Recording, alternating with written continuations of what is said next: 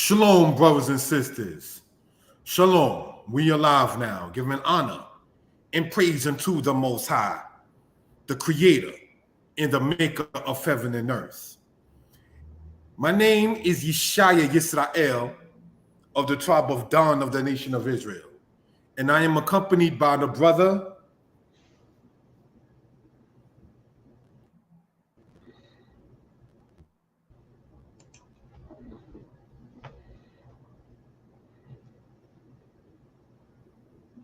Aki. You can hear me? Okay, hallelujah, loud and clear. All right, introduce yourself. Toda Aki. Man, hallelujah. Shalom Ubrako Ba'Shem Yah. Name is obviously, my name is Chief Zebulon. Most people know me as Brother Zeb.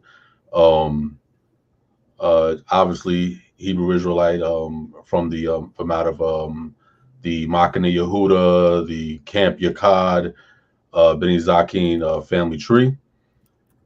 And yeah, man. Peace and blessings to everybody. I'm glad to be here. And giving honor and praise unto the Most High.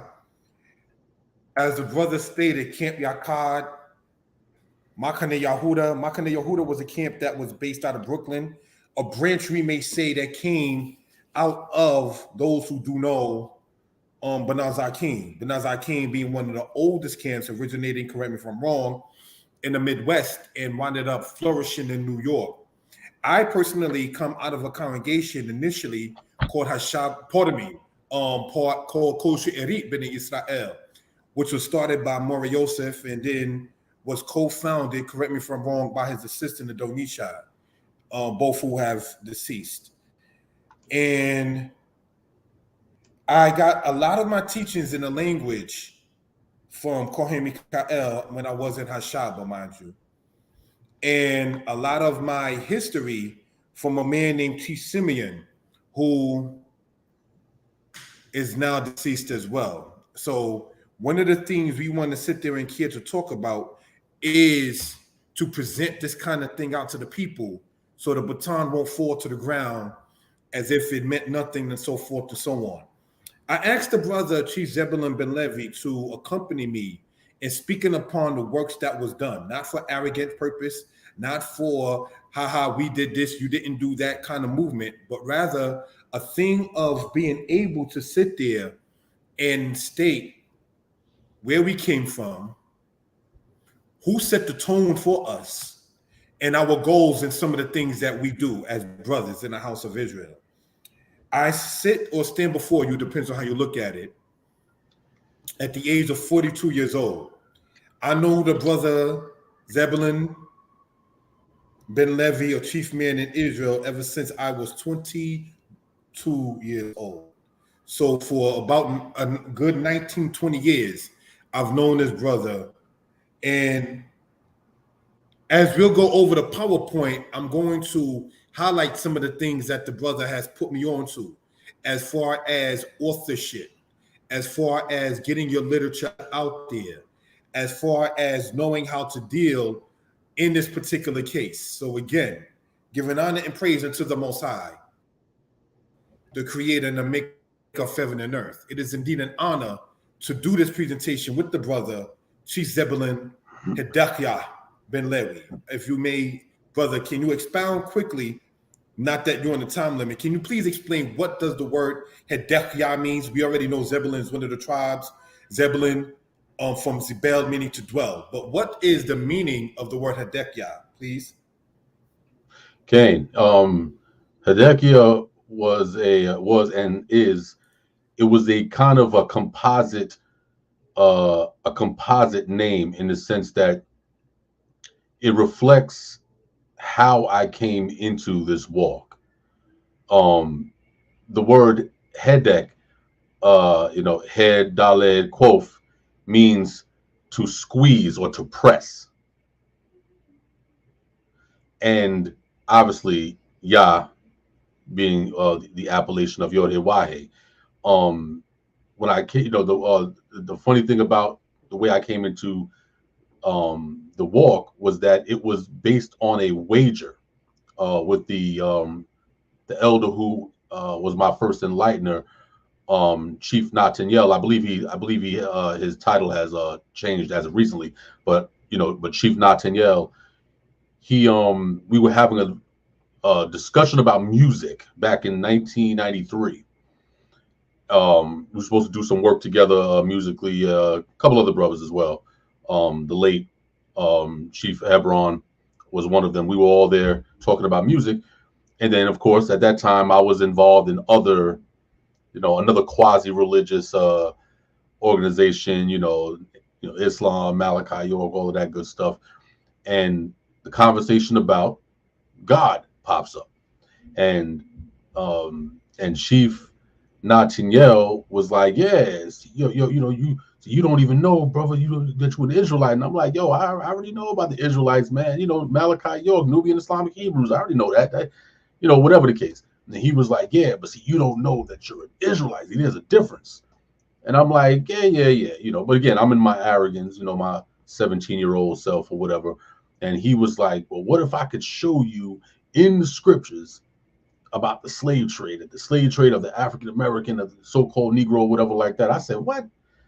So again, me in my arrogance, I was like, please. I said, I'll tell you what, if you can prove to me that the slave trade was mentioned in the Bible, if you show that clear cut, I will denounce Islam and I will throw my Quran in the garbage.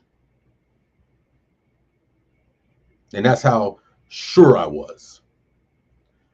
Lo and behold, it didn't turn out well for me. So again, to accept the knowledge of the truth, it was like I got pressured in it, because now I had to keep the wager. I had to keep that, that wager that I made with this elder, because I said I already made the statement that if you show me this gets cast into the trash, and I'm going to denounce my belief. And so I always looked at it as a moment in which I was squeezed, or I was pressured or pressed into accepting the truth, not in a bad way, but in a good way, because now I had to face this truth that now was being brought before me. I had to face it, and I had to make a decision on whether I was going to ignore it, or I was going to accept it and alter my life accordingly. So hence the term Hedekiah, pressured or squeezed by Yah.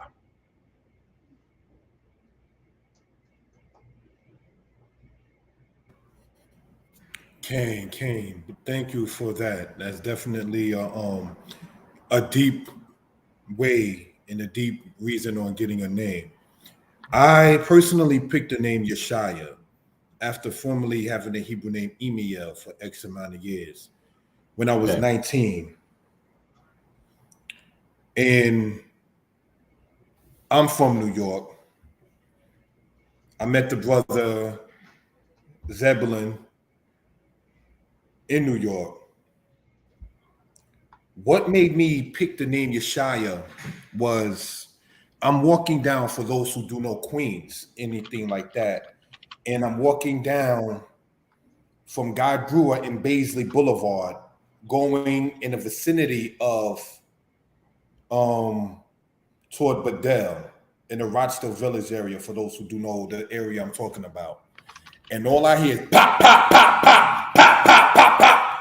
And I'm like, okay, this is broad daylight.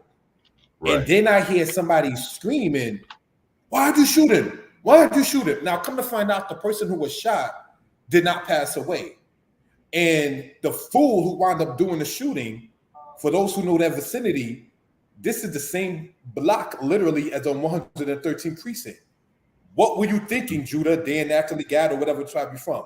And so from that experience is when I took the name Yeshiah, meaning Yah is salvation, because nothing bad happened to me. As I said, Yah saved me. So that's what wound up making me change and having the name Yeshiah in that particular manner.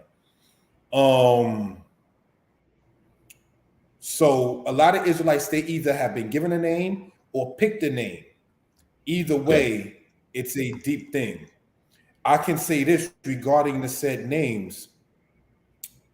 There's been cases in hospitals when mothers wanted to name their babies Hebrew names, and they were given not a hard time, but from the staff or whatever, like, why would you want to name your child that? You understand? And Right. you know, something of that kind of nature. Trying to control still what a person does and naming his or her own children. So I want to give, on a human level, a shout out to the lady in my life, Sarah Michaela Yisrael. I want to give a shout out to the brother who I've known for some time from online, the brother Yoram Yahu, and to the elder Bathsheba. Thank you all for joining on. Anybody else who cares to comment, please feel free to do so, and so forth. All right.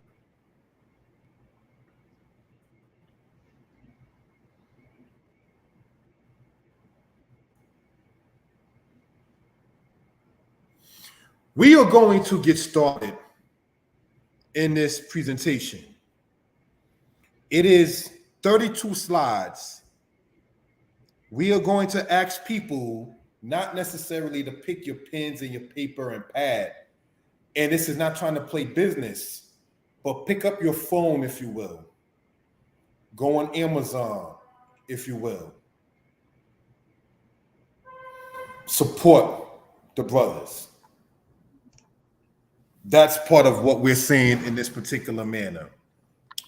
I want to, brothers and sisters, show this for edification purposes. I want to, in real time here, create a banner and say Shalom from Brother Zeb and Yeshiah. All right. So in the description, you're going to find out, as well as in here, on how to patronize via PayPal, Cash App, otherwise, the businesses that the brother Zebulun has, because there's more than one business that he operates on, and the books that the brother has written. All right. So let us do this and get started. Again, thank you everyone for joining on. Again, get your pens and your pads, and we hope and pray you all will be willing to support the endeavors, the works done by the brother Zebulun and Yeshiah, and, well, myself. Okay, so let us, without any further doubt, begin in this particular manner.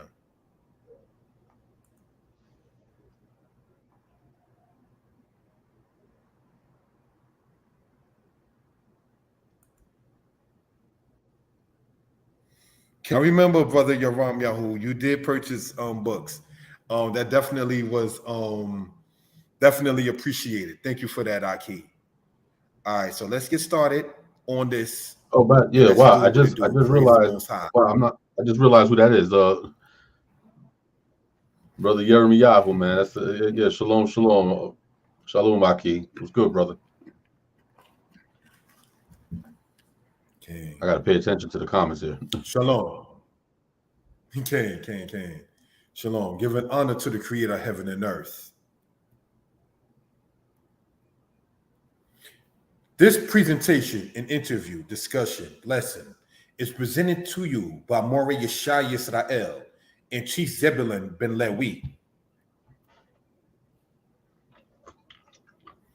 We as brothers been friends for 19 years. Made by the brothers Zebulun ben Lewi, a chief.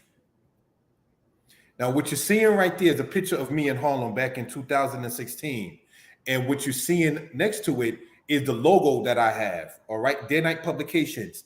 That artwork that you see there in the blue and the black with the lion there and the serpent there, I got that idea, the brother Zebulun put it together, but it was my idea to give to him from comparing what did Jacob say about Dan, the serpent in a way, and Moses saying that Dan is a lion's whelp. So the lion and the serpent together, taking Genesis 49 and Deuteronomy 33, is how I wound up getting that kind of understanding. The tribe of Dan is not spoken upon by many people for many reasons. And that's part of the reason why I called it Danite Publications. There's a website, danitepublications.com. For those who are interested, you can see the works that a brother has been doing, giving honor to the Most High.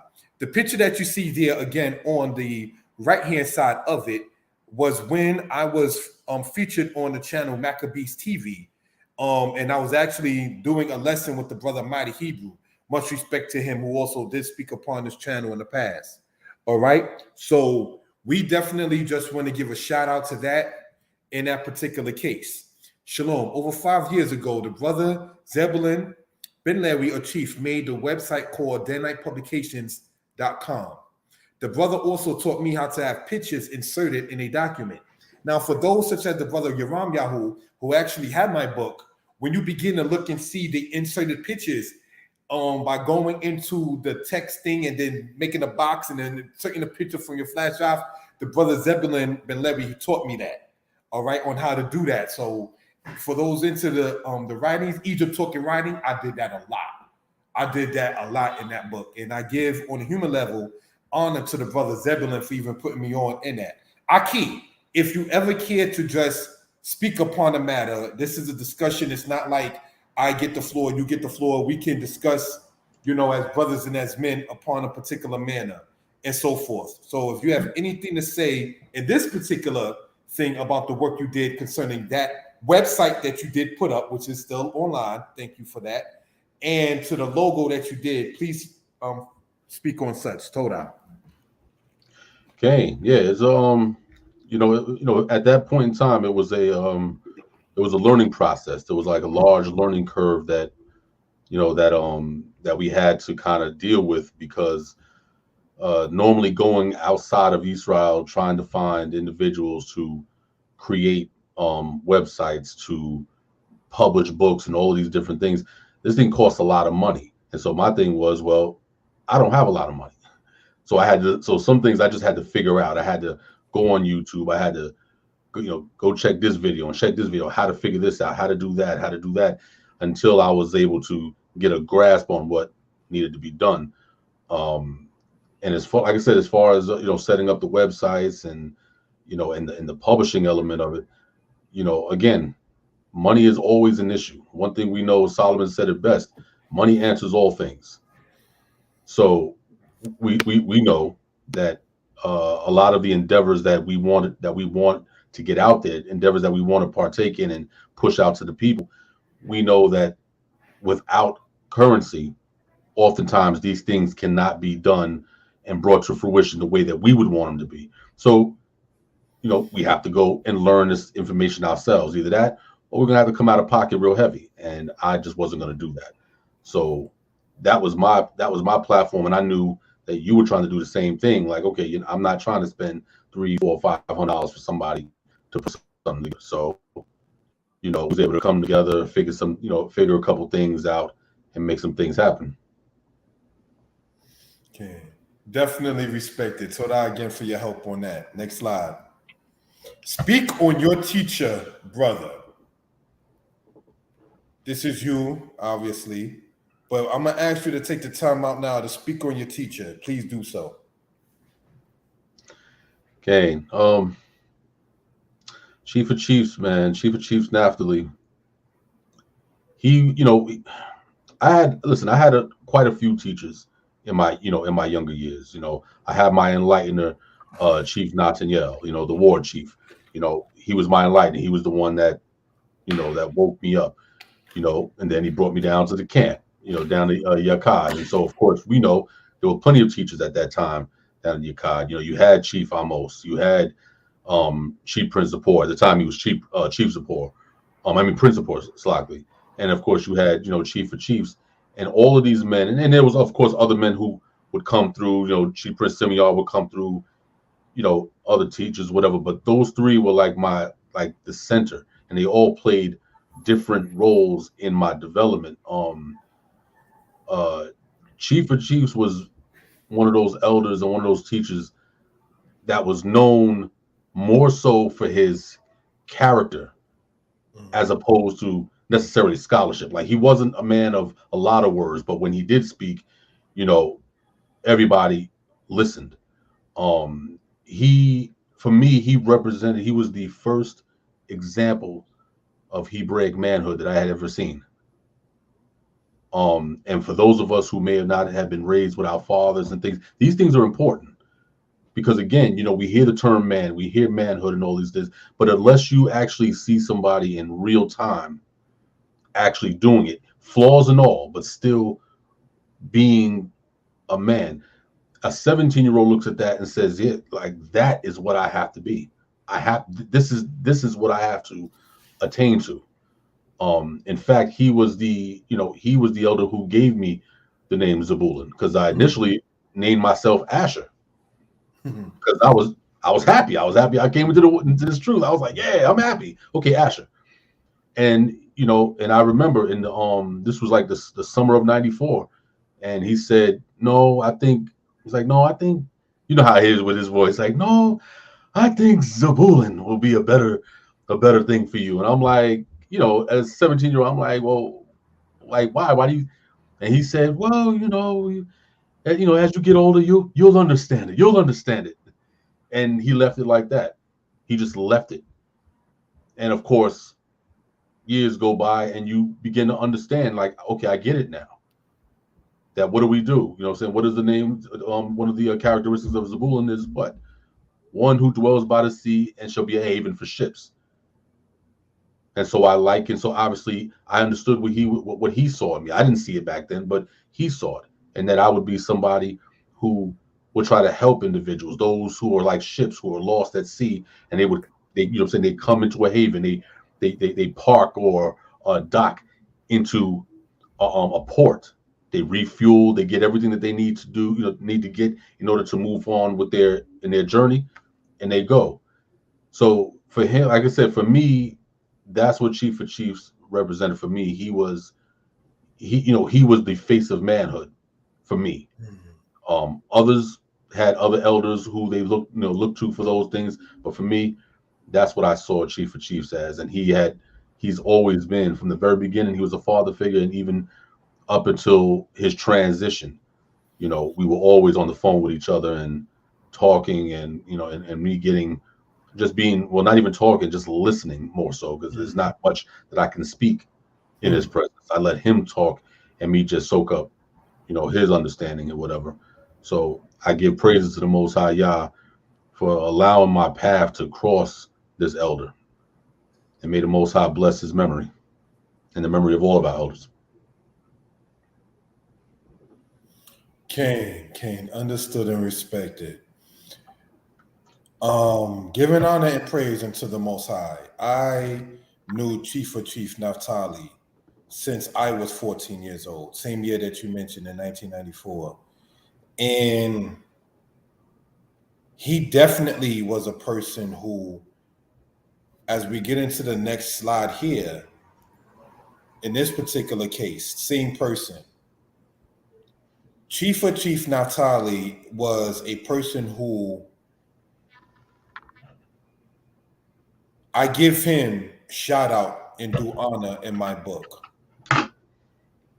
He's listed in the same paragraph as my mother, who are both deceased.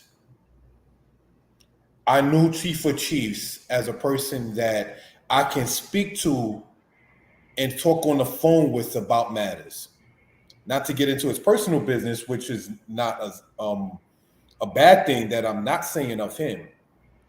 But I saw him one time on a weekday. And this is when you can see Israel, because you see Sabbath observers on so-called Saturday in the camp. Yep. But when you begin to sit there and see them on the C train with the fringes long and the head covering, with or without a staff, and I'm coming from work at the age of 20 in the year 2000, and I see Chief of Chiefs, and I said, "Oh, Shalom, Chief, how you doing?" So he was like, "Shalom, son, how are you?" And I'm like, "I am well." And I said, "Is everything well?" Like, "Everything is well, son." and I was like understood and respected. And I went with him to a location he was going to at his job. And we had to wind up by the security being parted one from another. But it was a due honor and respect to even walk with such a person. You understand? In that particular case, the man in the picture shaking their hand, Prime Minister Netanyahu, this is a citation from the book, is a leader from the community of Hebrews from Ethiopia and Israel. Now, this is just a citation from the book. The man in the picture is my advisor, Chief Naftali Ben Naftali. All right. Now, I didn't show the other picture in this slide, but it's inside the book. As a matter of fact, no, I did not have that book on me, but those who get the book can see what we're talking about in that particular case. All right. Chief of Chiefs, Naftali, may he rest in peace, was as stated an advisor to me. I met him in 1994, and since then, he was a person who I can call any given time to talk about history, Hebrew, and other matters that may not even be of a matter of Sabbath matters. What am I saying about that? I remember, and I'm going to put myself out there, if we will.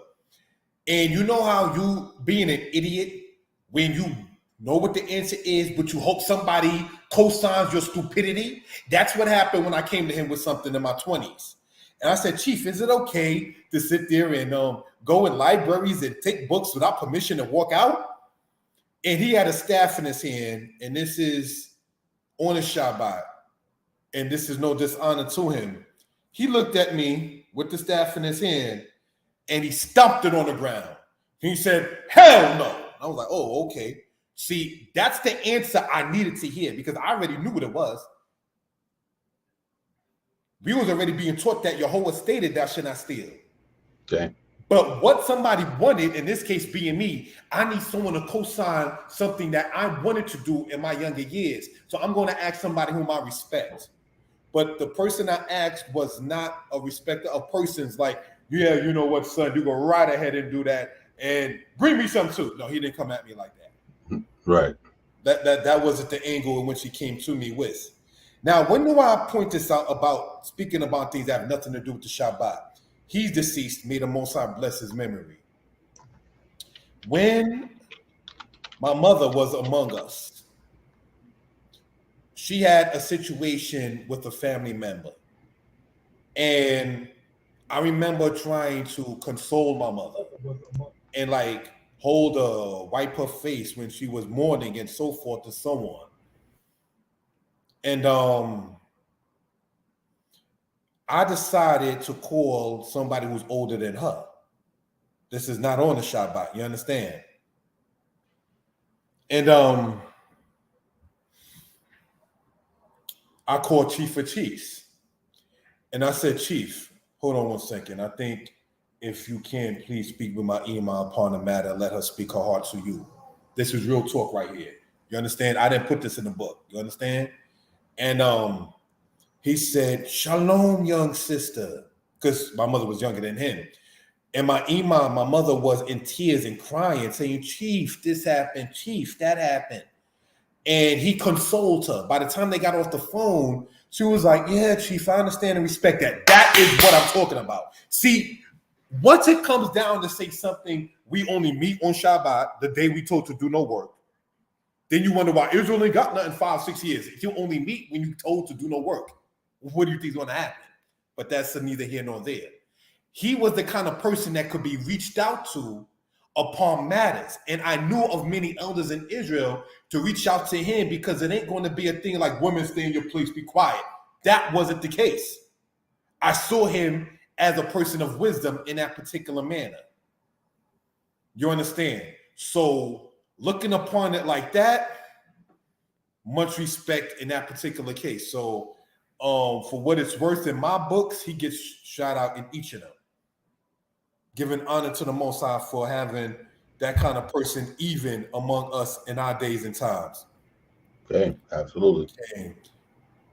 Next slide, we have here Beit Aguda. And here we see the work, the artwork that the brother Zebulun ben Lewi done. So I'm going to ask and relinquish the mic and ask the brother to speak upon this, what we're looking at here. Toda. Oh yeah. That's there was one of the one of the banners that I had created for Beta Aguda online. Most High willing, in the future it'll be a tangible brick and mortar place. But until then, this was the banner that I was using for the website for Beta Aguda Educational Center. So yeah, like I said, composite different, a couple different items that I felt like, okay, yeah, I can kind of add this to the main logo, just to give it that little pop. That's it.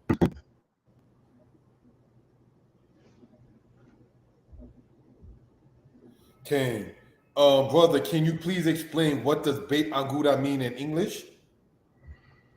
Oh, Beit Aguda, House of Brotherhood, of course. Beit, or some people would say Bayaf, but Beit, meaning house, and Aguda is a a very well known term for brotherhood, but it's definitely in the language. Aguda meaning brotherhood, or it's I guess a synonym. Even though we say brotherhood, I think synonym wise it would be closer in relation to the term kaber.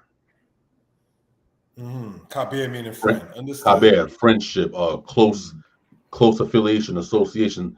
Because I mean, anybody can be a brother. I mean, brothers just we could be brothers, but not everybody is a friend. So that's why I specifically chose to use that term Beta Aguda, because the idea it wasn't just going to be okay, just a bunch of brothers and whatever, and sisters or whatever, but it would go further. It would be more of a friendship, more of a family type oriented approach to education. So that's the reason why I chose that obscure term Aguda. Okay. So what I did was highlight bait in the yellow, and or mustard yellow, and the Aguda in the light blue. Something that the brother stated that I kind of wanted to quote land back on. He's mentioned something about brother and friend. The word ak means brother. Akyut sometimes is meant for brotherhood. When you look at the word, for instance, in the Apocrypha, Ecclesiasticus chapter 6, it Yep. speaks upon the matter of what a friend is. You have to understand when we say friend in Hebrew, there's different forms. There's Reya, that's your neighbor. There's kabir, which is like from the word friend, from kabar, meaning to tie or to bind. That's a verb. Let's understand something about Hebrew. Kabir is friend from the root word kabar, which means to tie or to bind. So when people have a bind or a tie, they're friends. When you look at the word friend, yadid, for instance, it means beloved. This is where you get from the root word hadad. Now, for those been following the Hebrew, which we're going to get into with the books, hadad is dalet at the end. This is where you get the root word dawid for beloved, because that gets into a whole other matter in that particular case. So my lady bought me an Apocrypha. And seeing that the Apocrypha that I had over X amount of years had no cover. Here you go, Moreh. This is for you. And I appreciate her for things such as that. And one of the first things I read in there, besides love and history going into Maccabees, is Ecclesiasticus. And inside of Ecclesiasticus, it tells you what to do when you offend somebody. It tells you how to mediate and get yourself out of a bind. So we don't have to do things like go in the dark room and we're going to summons up the spirit of such and such. No, our ancestors left things on record, such as Sirach, Yep. who wrote that, such as Solomon. So why do you think we start talking about writing books and getting literature out? Because we don't have to sit there and call upon the ancestors, because our ancestors left callings to us. I want to emphasize what I just stated. We, as the house of Israel, do not have to call out to the ancestors. Our ancestors left things on record for us. So let us get our writing done and push it out there. Next slide, please. Before Zebulun ben Lewi and Yeshiah ben Dan wrote, there were authors. All right, let's look at this right here. Brother, take the mic. Okay, that's the classics. Yeah. Yeah, I think that when that when Israelites, when we talk about authorship in the community, we talk about um, literature. We often hear about Ben Ami, because of course, for the obvious reasons, he was arguably the most well-known um, Israelite, let's say of the past maybe 30, 40 years. Um, and so naturally his books would be the ones that would be in the forefront that people would know about. But prior to all of this, prior to Ben Ami's literature, prior to my literature, prior to Moreh Yeshiah's literature, Shadrach's literature, all of these elders Go who in, came, brother. of course, we go back to a time when there was no create space, there was no KDP and Book Baby and these places where you can just say, oh, okay, you know what, I'm just gonna go publish. We're talking about a time period in the late 60s, and sometimes even in the early 70s, where you had to go take out a bank loan. You had to go take a $20,000-$30,000 bank loan out in order to publish these books, because no mainstream white publishers were going to publish them. Okay, now That's just what it was. And so so the elders who came before us, their thing was, well, you know what, I'll go ahead and take out a loan. I'll go ahead and do whatever I need to do, because why? People need to hear this. There was no internet, so there was no Googling and no, let me get this PDF or whatever. It was no, this literature had to be put out. Nothing like this really existed prior. So when we start talking about From Babylon to Timbuktu, which I consider the and there was literature prior to Babylon to Timbuktu, so I'm not gonna, but Babylon to Timbuktu, for me, it was that was the standard bearer. From after Babylon to Timbuktu, now it wasn't you couldn't just present information haphazardly. Now you had to bring sources. You had to dig deep into bibliographies in order to verify what you're saying. Because remember, back in the days, you just give a narrative in a whatever, and people were like, oh, that's interesting. Babylon and Timbuktu was like, no, we're gonna give you the information, but we're also going to give you the bibliography. And I learned over the years that a book that does not have a bibliography is not worth reading, because they're basically saying, I'm telling you what I'm telling you, but I'm not going to give you the keys to find out where I got the information. So yeah, Babylon to Timbuktu, it was groundbreaking. Hebrew Israelites had not really seen anything like that on a large scale before. Interestingly enough, a lot of people slept on it at the time or whatever. It became more popular in the following decades. Like in the 80s, it became extremely popular. In the 90s, but in the 70s, I think that what was it? It was published 1969, I believe. 68, 69, one of them, yes. Okay, the 70s, it just it didn't pop the way it should have, but it did, but it definitely did when it came into the 1980s and of course the 1990s. And the same can be said about the book "The Truth About Black Biblical Hebrew Israelites" by the great Queen Mother Ella J. Hughley, man. Another book that was slept on. And maybe for a different time, maybe at a different time, we can kind of go into how some people were using the book to put out certain songs, certain music, taking it word for word. But the book was, like I said, the book was powerful, because again, you're talking about the 70s and the 80s. You didn't see literature like this on large scale. There was, like I said, there's no Ben Ami literature yet. There's no YBY literature. There's no Cohen Mikael literature at this point. These two books is, for the most part, really the only hardcore Hebrew Israelite literature of that era. And everybody that came after it owes these elders a great amount of depth, a great amount of depth. Right. Okay. You're definitely right. Giving honor and praise unto the Most High. The brother Zebulun ben Lewi spoke about two things I want to touch on as well. I first heard about the book From Babylon to Timbuktu when I was about maybe 7 years old, and that's back in 1987. I didn't get the book that I even showed From Babylon to Timbuktu until I was 15. Right. And when I first got it, I read the first 50 pages of it because it's what you call a page turner.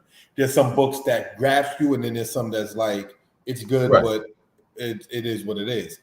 And so his second chapter in that book was phenomenal, and that's what grasped me. You want to, as an author, grasp the people, not in the 8th chapter.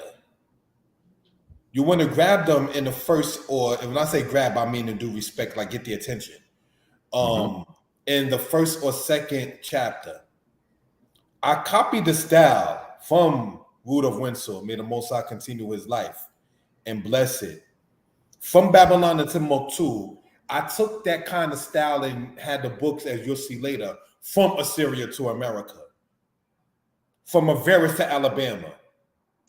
Inside the book, From Assyria to America, which we'll show later, brothers and sisters, you will begin to sit there and see there are chapters in there called From Ghana to Georgia, from Madagascar to Manhattan, from Nigeria to Niagara. All of that from and to, I got that from the idea that the elder did his book, From Babylon to Timbuktu. And we want to give credit where credit is due. The other book, Ella Hewley, I met her when I was in my teens.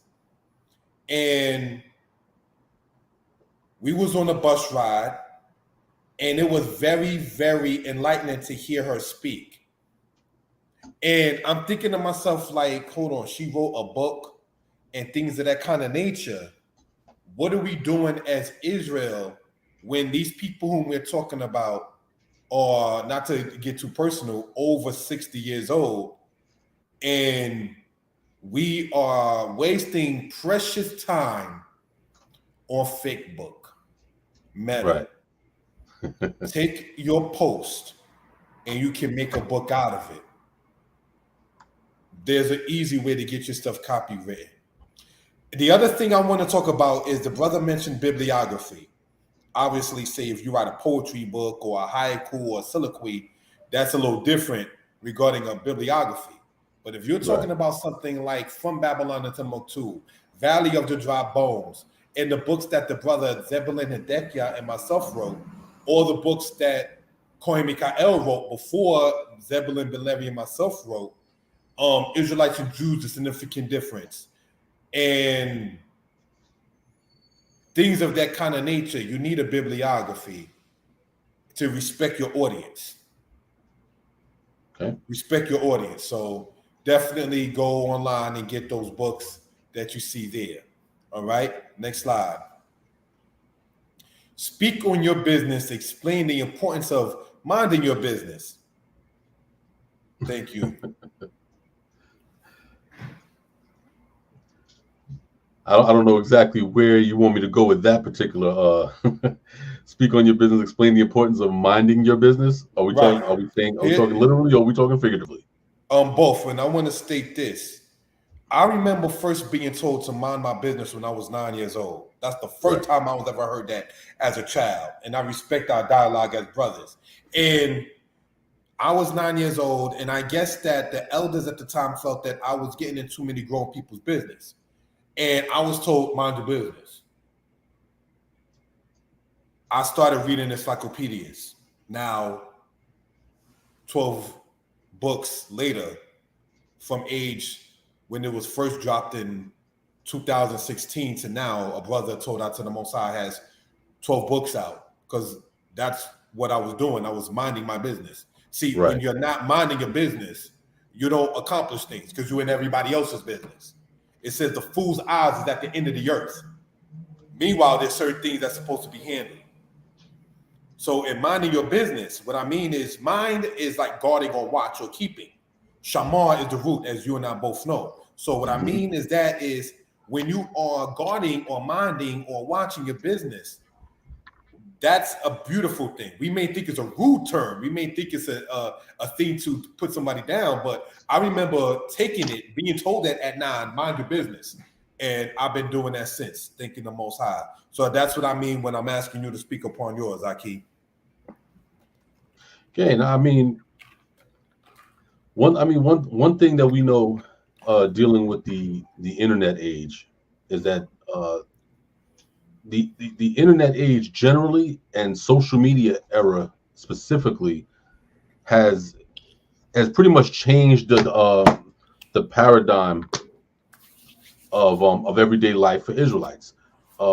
Prior to the internet, you pretty much had to kind of mind your business. Why? Because in order to get to people, you either had to call them, you had to go visit them or whatever, but you still were able to deal with whatever it is that you're dealing with here. But now when you look on social media, you see people will spend 5, 6, 7, 8 hours a day on social media, arguing with individuals, debating or whatever. And after a while, you got to ask yourself, well, if you're spending that much time, drink it out.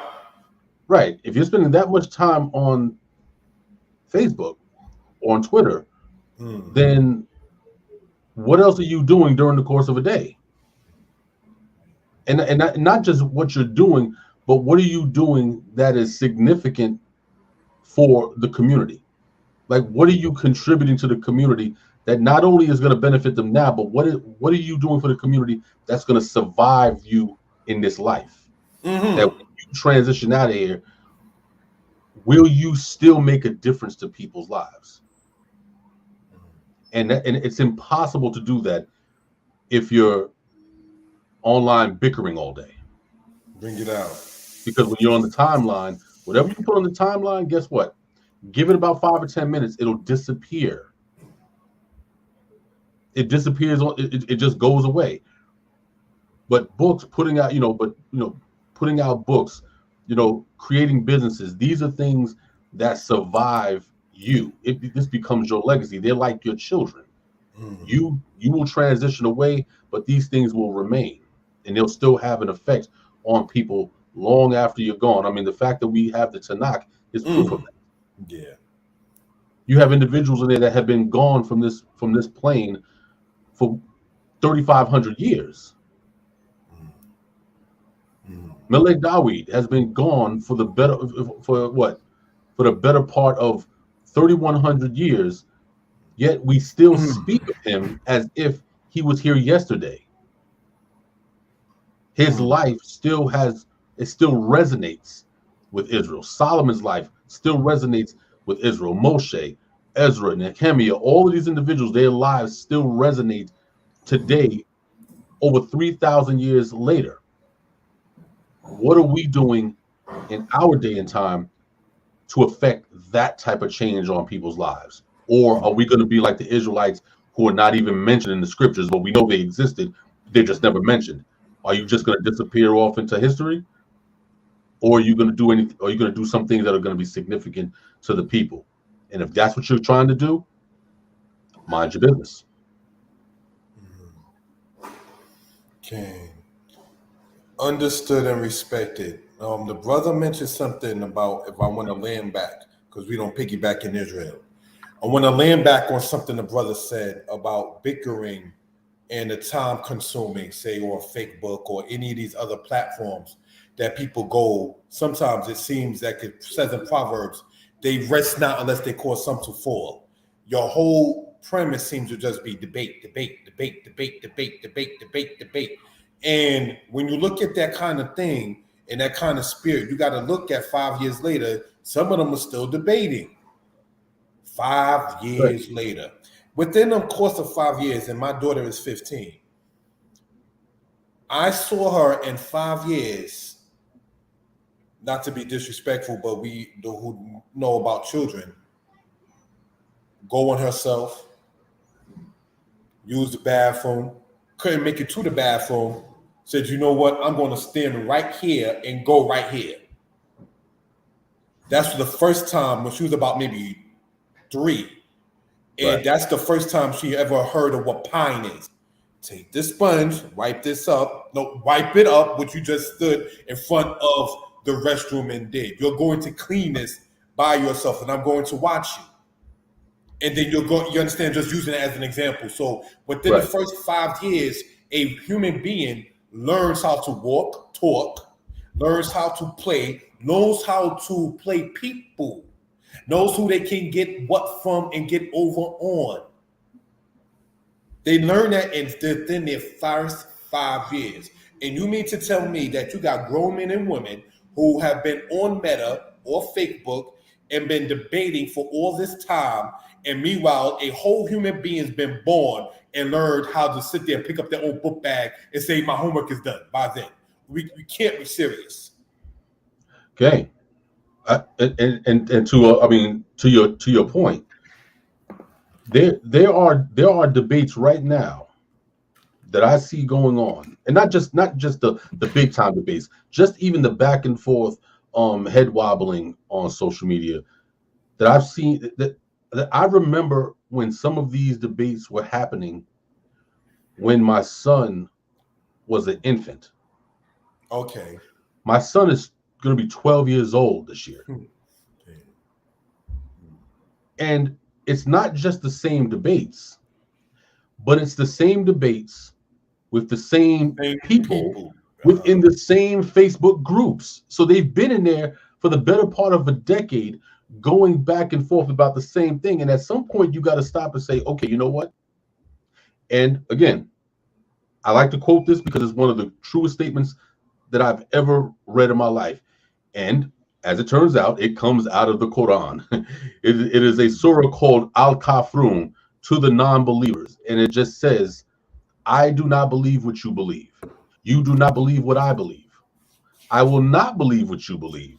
Neither will you believe what I believe, unto you your way and unto me my way. That's it. And for me, to this day, that is still wisdom, because what that does is say, you know what? Why are we head wobbling? You're not going to back down from your position. Obviously, we've been doing this for 10 years. You're not backing down. So keep it moving. Mind your business. Just move on and just focus on what works. You know what I'm saying? And what works is what is before you. You know what I'm saying? So instead of spending 8, 9, 10 hours a day, going back and forth with somebody on a timeline, why don't you just copy and paste that information into a Word document and write a book? Okay, definitely respect it. That's it. I hear you, Aki. In chapter 16 of the updated Egypt Talk book, I actually took a debate, if you will. I was waiting at the airport one time, and me and a person went in debate. I had time. I was waiting for a plane. So I had the time to sit there and debate, quote unquote. And so I took that, and when you got to deal with copyright and things of that kind of nature, I stated this person's words is in italic and my words are there. And I didn't, in due respect, state the name. I didn't show no picture and so forth and so on. So looking at it like that, that's what it is with that. And I began to remember, I remember asking, if you can show me, not debating though, the Shabbat in Egypt, then we can talk. Because to say that the Torah came out of Egypt, as some do try to state, which is meaning you don't understand the Torah, nor do you understand the culture of Mizraim or Samatawi or Kemet or anything of that sort. You don't understand what the Metuneta was about. You don't understand what the culture that you see in Dandara's text is talking about. Did you read the pyramid text? Did you read the matter of the pyramid text, the coffin text, and so forth and so on? I remember when me and my lady was in Egypt, we was talking with the tour guide, and we mentioned something about the Old Kingdom writing, the Middle Kingdom writing, and the New Kingdom writing. And nothing in there speaks about the Shabbat. Mm-hmm. And so that was the point and premise. Whereas in Israel, it is not for debate. You got Israelites that will go so hard, and it's in love, according to one's understanding. It's only in the daytime. It's only from evening to evening. No, y'all all wrong. It circulates every month. The point is whether you say only, quote, daytime Shabbat, evening to evening Shabbat, or lunar Shabbat, all of us are trying to get us to understand the importance of it. So the fact that that is even up for discussion shows you how important the Shabbat is in the house of Israel, which does not exist in the culture of Mizraim or Kemet. So therefore, that just go to show you right then and there what it is as far as it goes with that. And when you see the boat on the other side, that's an image I got from Moreh Zebulun from Zebel, which means to dwell. All right, so that's something, and I showed you with the 25% off with your business there that you're doing, and so forth and so on. So we'll go into more things concerning this as we go along. All right, my friend? Absolutely. All right, let's go on. Shalom. The brother in the book cover he made, my first Hebrew book. All right, that's the brother Zeb, as you see there. And when I wrote my first Hebrew book was in 2018. I was in Greensboro, North Carolina, by myself. Went to the South by myself because I wanted quietness. So I had a computer and just started typing and typing and typing and using the internet that the hotel had. And within a good couple of hours, the book was done. Glory to the Creator. And the brother there is the one who made the cover for such. So again, it was indeed a blessing to even run into this brother, because you never know, as been pointed out, we are each other's most valuable resources. So these are just things we want to point out for edification purposes. Hebrew basics from Aleph to Shamar. This will be explained later on as well. Me in the book cover that Chief Zebulon made. All right. So this is a picture of me, and so forth and so on. And this is the first book that was released in this past April, made it 6 years. And that was the original cover. All right. Egypt Talking Writing. A picture of me when I was in my 20s, a picture of some Pharaoh dude next to it. And then a picture of the ziggurat that we see here. I'm going to show with the laser pointer, if we will. All right. Yeah, we went past our given time, but let's go on. The laser pointer with this one, this is the ziggurat in Sumer, and this is the pyramid. Now, this is the pyramid that me and my lady did see, the Pyramid of Giza, when we was in Egypt. I remember explaining that we were southwest of where the Exodus happened. So Giza is southwest of where the Exodus happened. And in this book, it was the hardest book of all the books to write. You're talking about citations. You're talking about getting things done. You're talking about to the point where my ring finger, the tip of my ring finger began to hurt from typing so much that night. And don't tell me personally that music don't have spirits, because I remember typing chapter 8. I remember chapter 8 specifically in that, while we talk about the authorship and the matter. And I was listening to a instrumental of DMX and Onyx, who are a rapper and a rap group. And that is one of, for the lack of a better term, one of the most hardest chapters to have put out there. So it accompanied a hard beat and so forth and so on. So music does have certain spirits upon it. And just want to point that out for reasonable purposes. Egypt Talking Writing started off as 14 pages, and then it eventually expanded to a 5x8 book, which you see there, and then it eventually expanded to a 6x9 book. The updated book, which we'll go over a little later, has chapter 16. And for those who do know, we was talking about me and my lady when we was in Egypt or whatever like that. That chapter there is the pictures of us when we was in Egypt. So I updated it in that particular case. And brothers and sisters, I can say this about the Arabs that got there after Abu Bakr in the 7th century AD. They know it ain't their land. They know it. When we was in the museum, if you know that it ain't theirs, the lady's telling us, oh, and this is when the Persians came in, and this is when the Turks came in. And I'm listening to this lady who is, for the lack of a better term, Arabian, the tour guide, telling us this is when my particular ancestors came in. So when we go to the bank in Egypt, in Cairo, they got images of black Hamite-looking women on the mural of the glass. So they know what it is, you know. So I got to give them respect in that particular case, because even the president of Egypt, or the prime minister at the time, everybody knows what the guy Ansar Sadat said: if you left black, came back white, they're going to stay in Egypt. They still going to do the tourism there, but they know what it is. And so that's what that is with that. And they are amazed with us. If I'm going to take the liberty, hopefully it'll be all right. The Arabian women, when me and my lady was in Egypt, was so fascinated by her hair.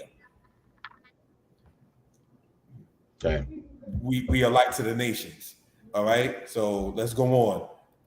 And let's see this particular thing here. Expound on the books here, brother. These are books that you wrote, and I'm going to ask you to expound upon them. Shalom. Yeah. These are two of my earlier works, like my first the first book that I put out. The first one I believe was the Old Covenant Law Done Away With. I think that was book number 1.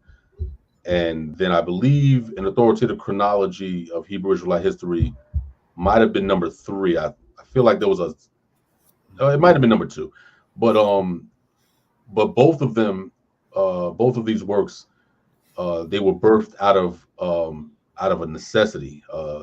There was always a narrative in not only in Christianity, but also among the Israelites, about whether or not the quote unquote Mosaic law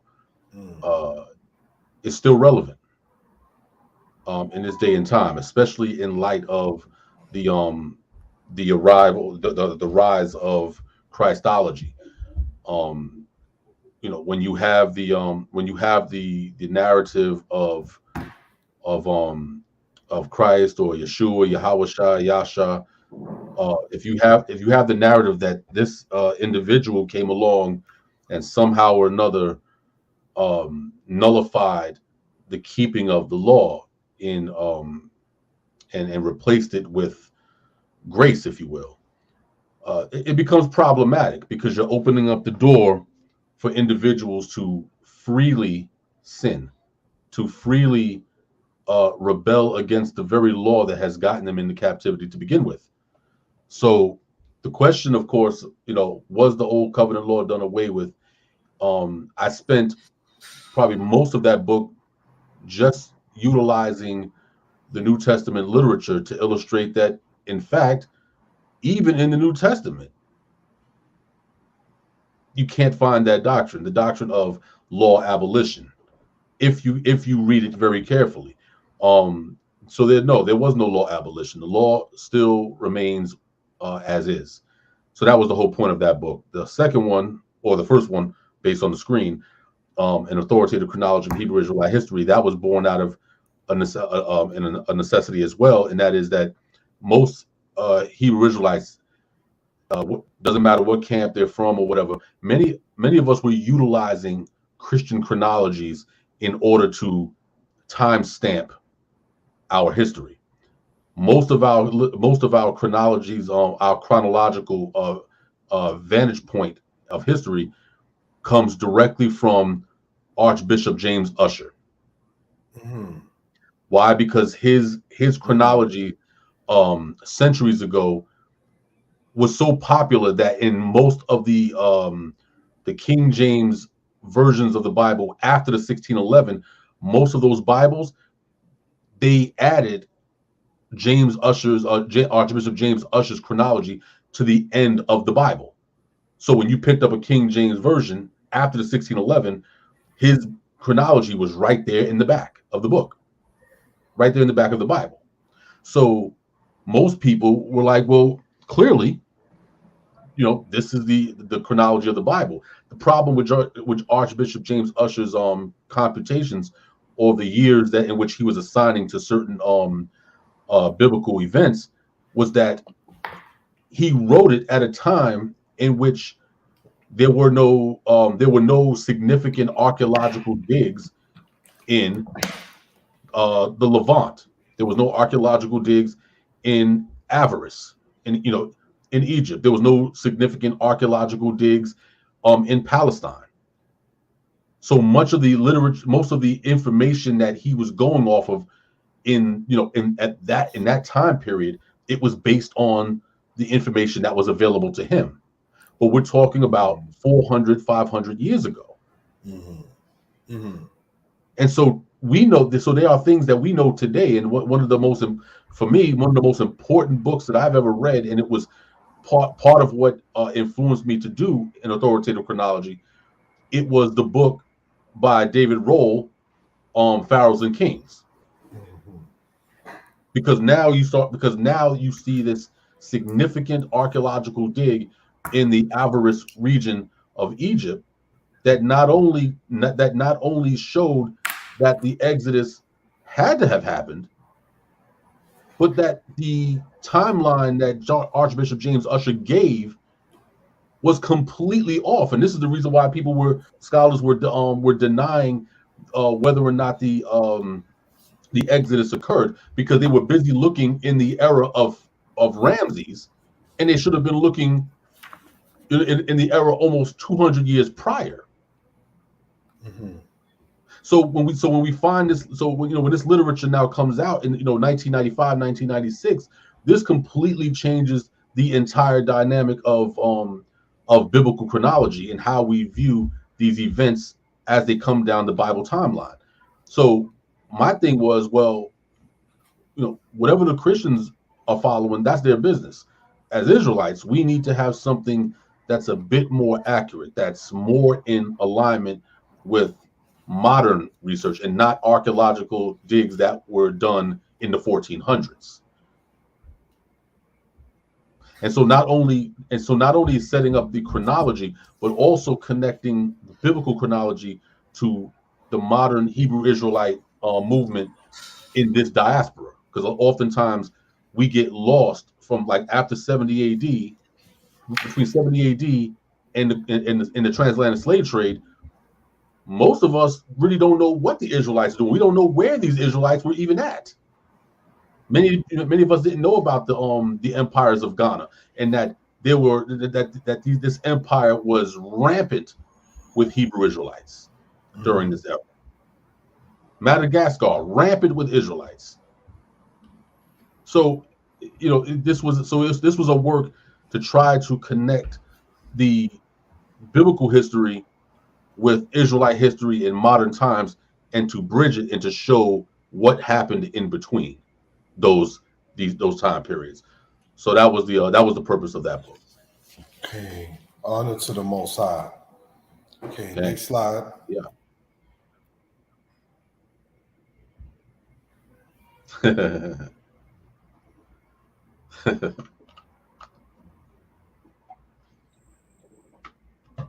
Why did you pick that particular one? What I did, Aki, in a nutshell, was go through some of the pictures, so that way you can expound, if it's okay, I'm hoping, to the matter of the Israelites. You and I, and this is for those who do know what we'll call Old Testament or Tanakh base. And some people have the misunderstanding, because it's been accused of us as Old Testament Israelites that Israelites don't know history outside of the Old Testament. Like as if we think everything stopped with Persia with Ahasuerus, and then mysteriously in 1619 we came here. As if Babylon and Timbuktu, root of Windsor's Old Testament base, and what he spoke upon, you just mentioned Ghana, examples such as that. Like we never went into the Apocrypha and so forth and so on. Or when you go, if we were to cite the New Testament, the beginning of it starts with Herod, who was the friend of the Romans. You read about in Luke chapter 1, Augustus, and you read about Tiberius.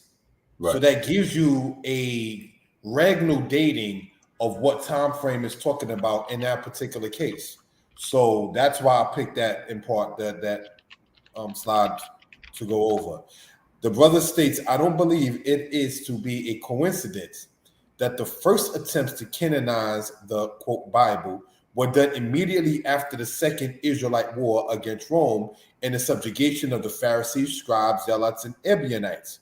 Remove the original eyewitnesses, and then you can write an uncontested history.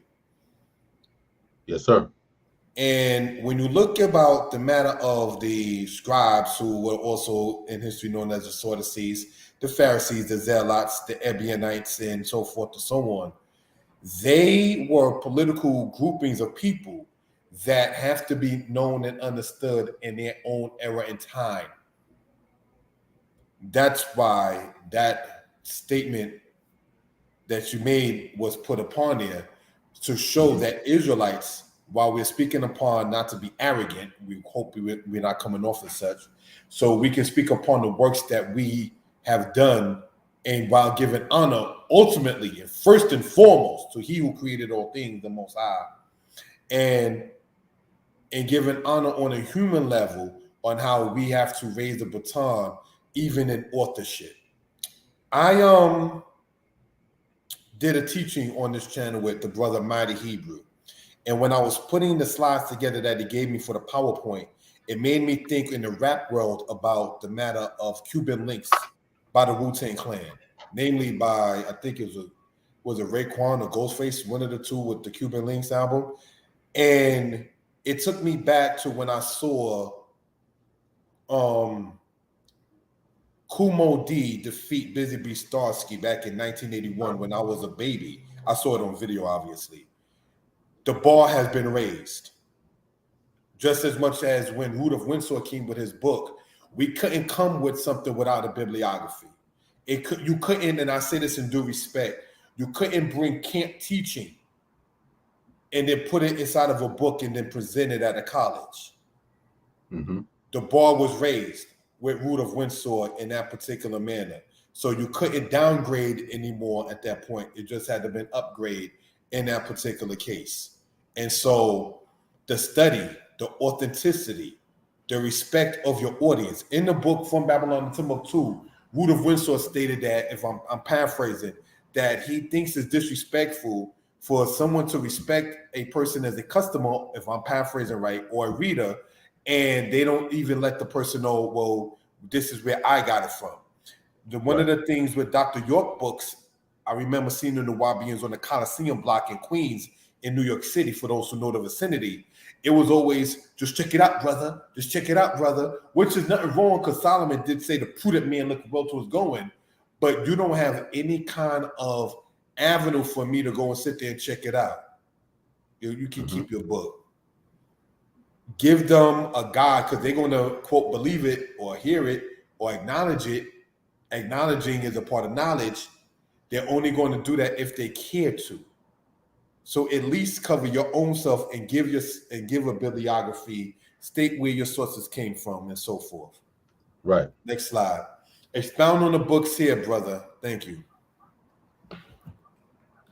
Oh yeah, those actually were some old writings that I had did years prior to them. I mean, I'm talking like maybe 2003, and they pretty much existed as just documents at the time. So as I was going through my storage bin of information, stuff that I've written, years ago, I was like, oh, you know what? Yeah, you know what? I can expand this and actually put this information out. So, obviously I added some more information to it, and, updated certain terminologies, updated certain, certain analogies or whatever. So, yeah, so the first one, are you paying homage to pagan deities in your everyday dialogue? I think many Israelites already know where this is, where this particular book was going, and that is that, we all know about the days of the week is pagan. We know that, the months that they were given, pagan. We know about all of these other terms, hygiene, is, you know what I'm saying, is is a pagan deity. You know what I'm saying? The goddess of health among the Greeks. We know about the Nike, and I remember the first. I didn't know anything about Nike being pagan until I read Ben Ami's book, or Ben Ami Ben Israel's book, Yeshua the Hebrew Messiah, or Jesus the Christian Christ. When I saw the wing of the goddess Nike, but they called him Nike, and I'm like, what? So like that blew my, because again, nobody thinks about that. You put your Air Force Ones on, you call it a day. It's just what you do. But apparently it was like, okay, it doesn't make sense to me to put it on, because why would I put Nikes on? Would I wear sneakers that have the name of the Islamic deity on the side? Would I wear those? Would I wear sneakers that have Christian cross on the side of the sneaker? No, I wouldn't, because I'd be like, no, that's not. So, this is what the whole book, that book was pretty much tackling all of these examples of pagan terms that some of them we don't even think about. We don't even think about during this, because we don't even think about it being pagan. Like the term cereal. When you say I eat cereal, nobody thinks about that. But that's the Greek deity. It is the goddess of harvest. So when you're saying that so it's almost like when you're saying that I'm eating cereal, you're paying homage to the goddess of grains. So some people may look at that and say, come on, that's not that big of a deal. Well, yeah, you're right. It's not that big of a deal. But the problem with small deals is that when you add up small deals, they become big deals. The next thing you know, you're deeply entrenched in all manner of madness. So that's what that book was about. The second one, Prashno Basisi, I guess, in English, Fundamental Hermeneutics. It was one of those pieces of literature that I put out there because I realized that that when we pay close attention to Hebrews online, you begin to understand that many of us do not actually know how to rightly interpret the scriptures. I mean, not just scriptures, but any piece of literature. We really don't know how to actually read literature. We don't know how to distinguish we don't know how to distinguish think about it. You got Hebrews who can't tell you the difference between a Hebrew noun and a Hebrew verb. So if you don't have this type of information, how can you rightly, quote unquote, divide the word of truth if you can't even understand what you're reading? So that's the purpose of that book. It was to give a short guide to accurately interpreting the scriptures. Giving a setup of principles that we use and say, okay, when I open this book, let's use this principle here. Let's go to the second one, third one, fourth one, so on and so forth. And this is how we can accurately assess the validity of a text. So that was the purpose of that book. Okay. Thank you for that, my brother. Okay. Expound on the books here, brother. Yeah. Hebraic Ethics, Concept for Better Living. It's another one of those books that I felt that I wanted to contribute to the community, because our ethical behavior has become a major issue over the past few years online. I'm not going to get into specific specific situations. Obviously those who are on Facebook, they know what's going on. So I'm not going to go into the details of that. But one of the things that as Israelites that we have kind of gotten away from and forgotten is that it's not just enough to talk like a Hebrew. You got to actually live like it. Your moral compass has to be rooted in the scriptures. And again, not just on some talking level. That means that when you wake up in the morning, your entire outlook is supposed to be that of a Hebrew and not that of a American Negro. I realize that a lot of us are not operating with Hebraic ethics. What we've done is we've taken American Negro concepts and we've wrapped turbans around them. We've put fringes on them, but it's still American Negro doctrine. It's still American Negro thinking. It's still American Negro ethics. So this was a piece of literature that I wanted to put out there to kind of get our people, just to give them a little taste of what we mean by Hebraic ethics, and and how certain Hebraic ethic principles can actually start making a difference in our lives if we apply them in real time and not just in theory. The second book, the second book is one of those books that I don't want to say that I regret writing, but it was done with I wrote it with the wrong intention. When I first wrote Questions and Contradictions Concerning the 5% Lessons in Ideology, I wrote that at a time when I was still, in my debating mode, so we're talking like 1999, 2000, 2001, when I was, like I said, when I was trying to get at anybody and anything. I ain't care what you believe, you're gonna get this work, and it wasn't gonna be a pretty situation. So when I wrote Questions and Contradictions, it initially it wasn't for the purpose of enlightening, it was for the purpose of smashing. I had the attitude of Deuteronomy 7 in my mind at the time, that we're not going to leave any of these idols standing, any of these doctrines. We're not going to let anything stand. All of this is going to be smashed. And that's why I say that I don't regret writing it, but a part of me feels not too good about that book, only because it wasn't written with the right. It wasn't written with the right. It wasn't. The intention was to destroy, not to educate and to, and to help them out of that particular understanding. So every time when I look at that book, I'm like, okay, I mean, it still is what it is. The facts is the facts.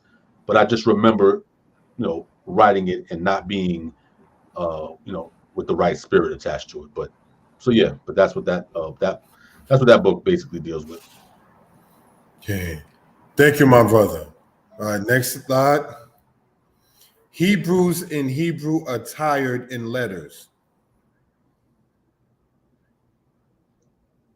Yeah, little, like I said, little T-shirts and things that things of that nature that I put out, because I know a lot of Israelites, like, if they're just going to and fro and they're just in their everyday life and not necessarily going to the camp or the congregation or whatever, they like to have little T-shirts that they can take and sew their fringes on, or put their tassels on it, and and pretty much keep it moving on a day-to-day basis. So that's what some of these clothing items were pretty much for. So it's something that I sell on my website on Etsy. Okay, and this is what we're trying to do too, to say, get your pens and pads, so when we go over how to get these books and these other things that we're talking about, you can go on the sites and get them, and it will be within the video here. So please stay tuned. Thank you for that. All right. The ram's horn and two great Levites, expound. Yeah. Great man, Corin Pinchas, most high bless his memory. Okay. I first met him, I want to say the summer of 2007 at Bnei Adat. Oh, okay. I remember being taken over there by Chief. It was I think Chief Yonah was Yonah. Well, at the time, Chief Yonah, Chief Captain Meshulam, Brother Yohanatan. Like I said, those are some very very, very good times, and they took me over to Bnei Adat. That breaking bread with individuals, meeting this person, that person, and I remember having like the very first conversation that I was having with him. He was talking about people being empaths, and that how Europeans have made being an empath this mystical, magical thing, when in all reality, an empath is a person who just has empathy, a person who can feel your spirit, who can understand what you're going through and can relate to what you're feeling or whatever. And he, it was the first time somebody had explained it in that way, to say, hey, listen, don't let the Euro Gentile make you think that being an empath or having empathy is some mystical, magical witchcraft. That this is what, as a people, this is what we do. We're empathetic to each other. When a brother's hurting, you're supposed to hurt with that brother. If that brother's rejoicing, you're supposed to rejoice. That's empathy. So that was the first conversation that we had. And we've had conversations over the years, and he's just, as far as I knew and my interactions with him, he was always a stand-up brother, very good-hearted brother. Didn't take things too seriously or whatever, didn't take things over seriously. But yeah, it was definitely a sad a sad day, when the community lost him. But and I'm not going to get into the details of his passing, but may the Most High bless his memory, and all the things that he's contributed to the Israelite community. May they continue in the respective houses of worship that he attended. Okay, and I'm sorry, Tom Street. Yeah. Oh no, you was gonna say something about Cohen? King, whenever you're ready, no rush, brother. Tom No, Street. not good. Do you think? I met him when I was a child, as I wrote in there. I personally knew Cohen Pinchas since I was 4 years old, literally. In 1988, when I was 8, he told me I will understand and be well in Hebrew. By age 18, I was teaching in a camp called Kalutse in Hebrew. May the memory of Cohen Pinchas be a blessing to many, as his words, like a prophet, he spoke to me and it came to fruition. He had what is called a Tikkun HaKoraim, which is basically Genesis to Deuteronomy in no English. And I remember being 8 years old. I remember it was either Shavuot, which is the Feast of Weeks, or Sukkot, one of those other days that was one of the 3 regalim or appointed times that wasn't Passover. I remember it wasn't Passover. But it was one of those either Shavuot or Sukkot. And I looked at him and he was reading. He had on a white mitri or white turban on. And back then in Israel, they used to sit there and have the white turban, and in the back they would tie it up like you was doing bread or whatever, like that, like you crossing it one with another like that. And I remember looking and saying, like, man, and that looked like scribble scrabble. I don't understand that. Mind you, I've been in this for X amount of years. I'm already 8 years old from age 2. And he looked at me and he said, you'll get it. You'll understand it. So no doubt. It was like not to sound arrogant, it was like a prophet was speaking upon it. It's like, you really going to get that. You'll get it. You'll understand it. And the thing is, we're going to go over before we close out the easiness of Hebrew. Okay. Why do I call the books Hebrew is easy? There's a reason for that, and we'll expound upon it as that. As you can see there, those are the ram's horns that the brother, when you get your pens and paper, you can go on his Etsy site, you can contact him via email, and how to acquire those kind of things that we spoke upon in this particular case. But yes, again, I personally knew Cohen Pinchas. He knew my mother, never had no issue, was always respectful. And the deep part about it, not to get too personal, he was born in the same age range bracket as my father. Right. My father is only 23 years older than myself. May he rest in peace. And so, looking upon it like that, when you can talk about things that, and there's no knock on the Shabbat, but when you could talk about things about Israelites outside of the Shabbat. I remember Cohen Pinchas taking us to a place on Broadway and 37th back in the day called Jerusalem 2. And it was a pizza shop back in the 90s, which was before that back in the 80s. They used to have emblems of all the 12 tribes of Israel. And it was common, let's go back to the 80s. All right, let's take it there, if you will. Giving honor to the Most High when I was a child. Saturday night was the night that we was allowed to stay up. You stayed up late too much Sunday night, you might just get bop, bop. You know you're supposed to go to bed to school. I got to go to work, you got to go to school. If I got to go to bed, you got to go to bed too. Even if you ain't know yourself as Israel, black people been hearing that for decades. If I'm going to bed, you are too. But on Saturday night after Shabbat, if you wasn't going to out in the summertime, if you will, or springtime, if you wasn't going to Jerusalem too, which was on Broadway and 37th Street at the time, or if you wasn't going to Shanghai, that was over on Flatbush and Avenue N and Avenue O, those from Brooklyn know what I'm talking about. Those in Israel in the 1980s know what I'm talking about before both of them stores was closed down. And they knew who we were. We would go through with our fringes on. We would go through with our head coverings on. One after one Shabbat is one of the first, now this is the 1990s. This is one of the first times I remember seeing, and they were teaching hard. They were from 1 West 125th Street.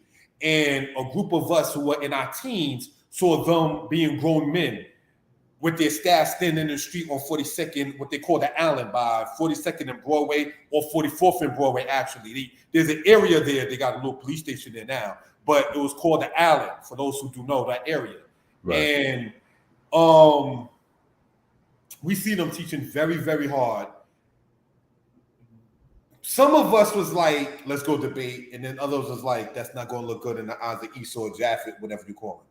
Right. Let's meet in our schools and we'll talk about anything we may disagree upon. And that's just wisdom right there. Okay. You understand, looking at it in that particular case. But I wanted to put that up there because I want to give honor to where honor is due. To give respect to our leaders, those who are among us, those who have passed on the scene. You understand? Right. We do not want that legacy to just drop. Like, you know,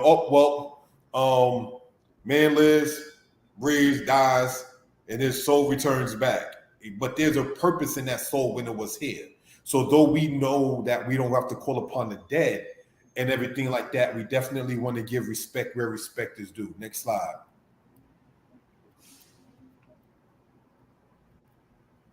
Expound on the books here, brother.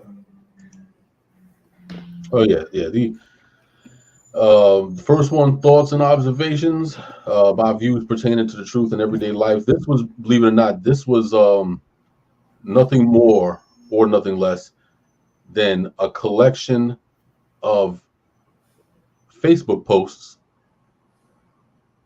over the past 7-8 years at that point when I put it together. Because again, like I had mentioned earlier, if we're going to spend so much time on social media, on Facebook, just posting and commenting and art, I'm like, well, you know what? No, let me just go ahead and copy and paste all of the stuff that I've put on there, rather than let it die off and die off into the timeline. Why don't I just go to my page and pull up all of these statements, all of these comments and these posts that I've made, things that I've expounded on, and compile them in a book. Sort of like how we have, how our ancestors compiled all of the writings of, or all of the wisdom of Solomon and other Israelite men at that time. And they're like, we're going to compile this, and we now have the Book of Proverbs. In the very same vein, this is what thoughts and observations were. It was just like I said, a compilation of posts, comments, and sometimes random rants that I was doing online. And I'm like, you know what? Let me not let them be wasted on the timeline and just put them in a book. The second book, the Sinaitic Laws, is pretty much don't let the colorful, beautiful cover fool you. It's really just a compilation of the laws in the Torah. That's pretty much it. Sometimes people have, and I've actually heard this from Israelites, that when they say, hey, I know we're supposed to keep the law, but sometimes it's kind of hard to kind of figure out like where the laws are and like what this subject of this law and where this should be. And when I'm like, okay, well, you know what? And I just put something together where, now it's more like, okay, open up the book and now they can see the laws, in real time. Like, okay, there's this law, there's another law, there's another law. and they can see it, as opposed to sometimes having to sift through the Torah narrative and finding them. Those of us who've been around for a long period of time, that's not a problem for us. We can just go right to the book, and we already know what the deal is. But that book was more so for individuals who are just maybe coming into the walk, who are coming into the knowledge of being Israel. And so it's basically like a guidebook to help them become more familiar with Torah law as they grow. So that was the purpose of that book. And understood and respected. Told out for that, brother. All right. Expound on the books here, brother. No holds barred. Bring it out, brother. Yeah, the book of Daniel.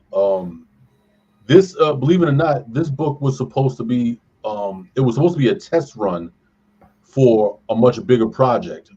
As you can see, it says the book of Daniel, chronologically restored and containing the prayer of Azariah, Shoshana, and Bel and the dragon. But the key point is the part where it says chronologically restored. One of the difficulties that we've seen as Hebrews when dealing with the book of Daniel is that oftentimes Daniel is used by Christians and Israelites who subscribe to certain Christological doctrines. They use the book of Daniel in order to prove that the coming of Christ or the coming of Yeshua, whatever, was foretold in the book of Daniel. The reason why it's problematic is because the chronological order of the book, from my own research, it was deliberately altered so that as you are reading the text and you're saying, okay, in this chapter, okay, chapter 7, and you start adding up the years and you're like, oh yeah, see, from chapter 7 all the way to it's supposed to be 400 years, and this is the how Daniel was arranged by these clerics in in ancient times, Christian clerics, to be more specific. But the problem with it is that if you read each chapter, and fortunately, each chapter tells you where it's supposed to be at. It'll say this was written in the 4th year of this king of the reign of so and so. So if you already have an understanding of history, you can figure out that, wait a minute, these chapters are all over the place. Chapter 7 is not supposed to be chapter 7. Chapter 7 is supposed to be chapter 2. And chapter 3 is supposed to be chapter 11.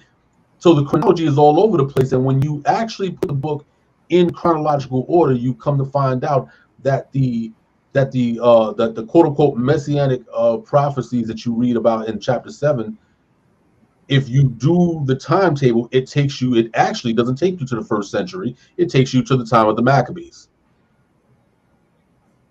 And so therefore the things that are written in the book of Daniel therefore now makes more sense, because now you're talking about the rise of this kingdom that Elohim is going to raise up this particular kingdom that was going to smash the kingdom that came before it, which were the Greeks. We know that never happened in the 1st century. No Israelite movement smashed the Greeks or the Romans. They didn't, but we do know what the Maccabees did. So that was the point of doing that with the book of Daniel, and that was supposed to be a small portion of what I was going to be doing a much larger work, actually going and doing restoring the chronology of the book of Isaiah, the chronology of Jeremiah, all of these books, and not just the chronology in the chapters, but even the order of the books themselves, because oftentimes we've seen Christians use the canon that we have today in order to say that, oh yeah, prophecy ended in Malachi, and it's like you come to find out that chronologically Malachi was a contemporary during the time of Isaiah and Jeremiah. He was not a later prophet. He was a prophet that operated during a time period in which the temple and the storehouse was still operating. So we know it couldn't have been a later prophet, because we know that the temple was not operating. The temple of the Most High was not operating in the time period that the Christians have placed it. But they placed Malachi at the end so that there's a connection of, of Elijah, and then of course the book ends, and then you open it up with John the Baptist and that whole connection. So the books are arranged deliberately, and that's why it goes right back to the idea of Hebrew Israelite canons. And I've suggested this over the years that that until we as Hebrew Israelites develop our own authentic Hebrew Israelite canon of scripture, we can't speak against the Christians because we're using their canon. You can't say that the Christians are this and oh yeah, they're well, yeah, but we're using their canon, we're using their Bible. So that was the point of that book. The second book, More Desirable Than Great Riches. This was pretty much something that a lot of Israelites, had asked about. Like, we see, the Europeans, they have book names, like books with, French names in it, and American names, and all of these different names to name your children. But I'm like, well, do Hebrew Israelites have have a book that they can just go to say, hey, you know what, I want to find a name for my son, I want to find a name for my daughter, a biblical name. And so this was the point of this book, to actually compile all of the Hebrew names, all of the Hebrew personal names in the Tanakh, rendering them in classical Hebrew, rendering them in the Paleo Hebrew, as some people say, Lashon Hakodash, giving them the pronunciation and the meaning behind these names. So it was supposed to be used as a guidebook for those who want to, like I said, name their children, give their children Hebrew names, or even give themselves names. If they're just coming into the walk, they want to find a name that represents who they are or what they are aspiring to be. I wanted to have something that was ours, that we could say, well, okay, this is a Hebrew Israelite book, rather than going into a Christian book and trying to find names. Okay, understood and respected. Thank you for that, my brother. Okay. Chief Zebulon. All right. This is part of what you was doing in your business, like a wristband and so forth and so on. Oh yeah, but this is not. But those are that's not my work. This is that was something that was created for me by another brother. I got to go get his info. I should have just sent it to you, but to get his information, there's a brother who actually custom makes these for Israelites. Understood and respected. Cain, definitely respected. Let's go on to the next slide with the time allotted. We're going to close out soon enough with the time allotted. Cain, interestingly enough, these are like two of my favorites of the books that I've written. And when I say favorites, I mean as far as the the amount of research that I needed, because some of my books I had already, the research was already done. It was just me just taking the document and just and converting it over into another document. Whereas this was more like just from scratch, like, feast, fast, and appointed times. Again, a lot of young Hebrews who are coming into this walk, they hear about Passover, they hear about the Feast of Unleavened Bread, they hear about all of these things, but if you were to ask them how, how do you systematically keep these days? Like, what do you do during Shavuot? A lot of Hebrews, some of them young and some older Hebrews, can't really give you a clear explanation as to what what is the counting of the Omer, what is the new moon, and and whether individuals have their different understandings, whatever. But the point is that whether you believe that the new moon is the first sliver, whether you believe it's the dark disk, or whether and there's some who believe it's the full moon, but nonetheless. But the point is okay. One thing that our ancestors did, the new moon was considered a very important day to our ancestors. What did we do for the new moon? What was a new moon celebration? Why were we blowing up the shofar for the new moon? What did we do? Like, what is the point of all of this? So the point of this book was to kind of give those who were just pretty much coming into the walk, to give them a little bit more structure to say, okay, this is what these days represent. These are some of the things that are done on these days, to kind of, like I said, to kind of flesh out a lot of the structure that they may have gotten from their teachers, but haven't been able to say, okay, but how do I actually practice it? Like, what does it really mean? And so I kind of tackle not just the feast and the fast, but also appointed times, and also prayer. The methodology of prayer. Hebrews didn't always pray exactly the same. Sometimes they prayed 3 times a day. Sometimes they prayed twice, multiple times. So a lot of those events and occurrences, and that we read about in the scripture, I try to give more of an expounding on it for those, like I said, those who are coming into the walk and trying to get their feet wet, so to speak. The second one, like I said, one of my favorites are the tents of Shem. This, and I give, all praise to the Most High, first and foremost, but secondary. Camp Yakad, man. Those elders, man, they were notorious for sending us, like I said, 1993, 94. They were notorious for sending us to New York Public Library, downtown, the big library, whatever, and go look this up. Go look, who's the sons of Yafet? Who are the sons of this? Or who is this person? And we would have to go to the library, no Google. We have to go to the big library downtown, New York Public Library, yeah. And we would have to go in there. Yeah, and for hours just pulling out books from the from the reference section and trying to find, in those days, I mean, that was great because it built something in us, like the love of research, not just to be talking, but to say, you know what, no, we're gonna go research this. We're gonna go pull the books off the shelves and we're gonna comb through these books. It don't matter if we'll be here for 3, 4, 5 hours, but we're gonna get to the bottom of this information. And this book, Tents of Shem, identifying his descendants in history and archaeology, it's more of this book is more like a salute to those elders who came before me, who made it fun to research. Research was always fun at Yakad. It was like you couldn't wait to go pick up a book and try to research something.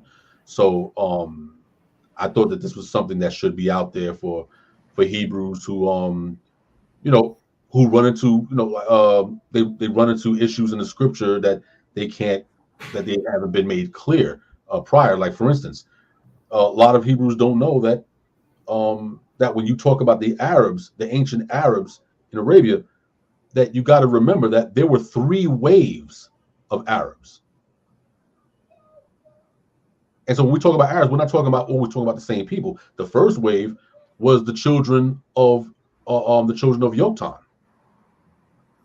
Mm-hmm. That was the first wave of individuals who migrated into the Arabian Peninsula. Those are the very first. That's the very first wave. Then, of course, after that, you got the children of Abraham with Hagar. That was the second wave, because all of them migrated south. They migrated away from Yitzchak. So all of them went south. Especially Ishmael. Ishmael, he went south, and he was actually referred to in Arab history as Mogadrib. Basically, he was like an honorary Arab. Like they saluted him because they're like, oh, well, you're the son of Abraham. And then, of course, after that, then you got the other nations who started to come into Arabia. The Medes started to come down, and that's when so there was multiple waves of people in the Arabian Peninsula. And so a lot of times when we talk about Arabs and stuff like that, we got to be clear as to what time period we're talking about, in which wave of migrants are we referring to, because that makes a ton of difference historically. So that was the part of the reason for that book. Okay, definitely appreciate it. All right, we going to ask the brother to expound upon these books here, and with the time allotted, what we're going to do is, because he written X amount of books and I wrote X amount of books, and we don't want to lose the people's attention span. It's a working school night for many. So what we're going to do is when he's finished speaking upon his books and speaking upon his conclusion and showing his contact information, we are going to ask you all to subscribe to the channel and watch next week when him and I are able to be back on live again, because we're not going to make it through all 30-something slides tonight with the time allotted. For those on the East Coast, it's already past 10:50. We started, say, at 9 o'clock, so we definitely want to give respect to the people in that particular case. Nonetheless, we're going to ask the brother to expound upon this, and then he'll give his contact info. And we ask you all to check the description for when we'll go on into, say, a part 2 when I speak about the books that I wrote, because we don't want to take up the people's time who taking time out of their own schedule to watch us speak upon the works that Elohim's given us to do. So, Tom Sheik, my brother. Okay. So these two, another one of my favorites. The first one, the history and transmission of the New Testament canon, brief overview of its controversial origins. This book started off as a small portion of a much larger work, but the other part of that book I decided not to put out because I don't think that the book that we see today, the one that we're looking at right now, I don't think the information in that part of the book would have been, I don't think it would have been appreciated if they would have read the first part, because the first part was going to be addressing some very touchy issues with Israelites who subscribe to the New Testament. And I didn't want the work to become like that whole, like the 5%er book that I wrote. I didn't want it to be like, okay, I'm coming in, with my hammer and whatever, and trying to dismantle people left and right. So what I did was I said, you know what, let me put that to the side and let me just focus on the canonization process. And this book is actually represented in that slide that you played earlier, that you showed earlier, with that quotation, the quotation that I had made about the New Testament, where I said, I don't believe it to be coincidence that the first attempts to canonize the Bible were done immediately after the Second Israelite War against Rome and the subjugation of the Pharisees, scribes, zealots, and Ebionites. And for those who don't know, the Ebionites, those were the descendants of the original followers of the person they call Yeshua. And if you read the book of the Ebionite literature, you come to find out that it is radically different than what you're reading in the New Testament. They were anti-Paul. They believed that Paul not only was the devil, they believed that he wasn't even an Israelite by nationality. They was like, yo, this guy was born, his father was a Roman centurion. And so there's a whole narrative with the Ebionites because they felt like they were the earliest witnesses. So, they had a completely different view of the New Testament. But what I said was that if you remove the original eyewitnesses, and then you can write an uncontested history. And this is why when you look at the canonization process of the New Testament, you don't see any real attempts to canonize it or to arrange the books and decide on what books is going to be what. You don't see it until after the Second War, the Second Israelite War against Rome. Because once the Israelites were finally laid down and the Ebionites ran out of time, most of them went into Arabia, which is another issue. Most of them went into Arabia. The Pharisees were dispersed all over the place. Many people, many of them died, murdered, or whatever the case. But once all of these eyewitnesses were out of the way, then you had the very enemies of Israel, the ones who despised the person that they referred to as Christ. He despised Yeshua. The enemies of the movement came in and said, okay, now that we've gotten rid of these guys, now we'll write a narrative about Christ. And so it makes you wonder, well, if the Roman government was enemies to the Israelites, what would they gain by writing a history about a perceived Israelite Messiah? And that's where the skullduggery comes in. That's when you start realizing that, okay, because we're going to control the narrative, because we got rid of the eyewitnesses, they can't argue what we're going to say. And so we're going to arrange the book and arrange the narrative in such a way as to promote our particular understanding of what we want people to extract from these writings. So this was the purpose of that book, was to show the very detailed history from the very beginning of the process, and why it was so important for them to canonize it, and why they even rejected certain books that were older than the books that are in the New Testament right now. Like books like First Clement. Why was this book not in, why is this book not included?